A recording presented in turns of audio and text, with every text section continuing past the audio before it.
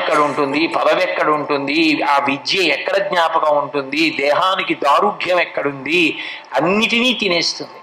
నాకున్నాయి అన్నవేవి మిగిలేవి కావు. శంకరుల యొక్క మోహముద్గరం చదువుతుంటే పిచ్చి వదిలిపోతుంది. ఎందుకురా ఇవన్నీ?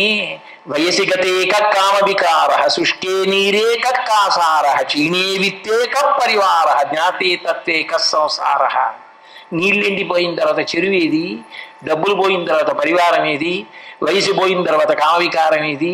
అవి ఉన్నప్పుడు అలదడి, ఆందోళన, ధర్మం విడిచిపెట్టడం, తిరగడం, చిట్ట చివరికి పశ్చాత్తాపంతో పరితాపంతో చితి ఒకసారి కాల్చేస్తుంది, చింత బ్రతికున్నంత కాలం కాల్చేస్తుంది.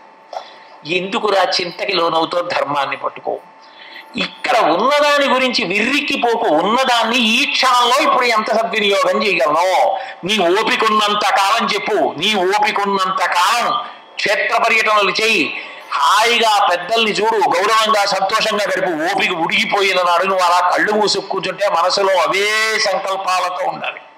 శరీర పతనం అయిపోతున్నా బెంగపెట్టుకోకుండా ఈశ్వర శరీరం వదిలిపెట్టి వచ్చేస్తున్నాను అనాలి. గంగాష్టకంలో శంకరాచార్యులు వారు అంటారే,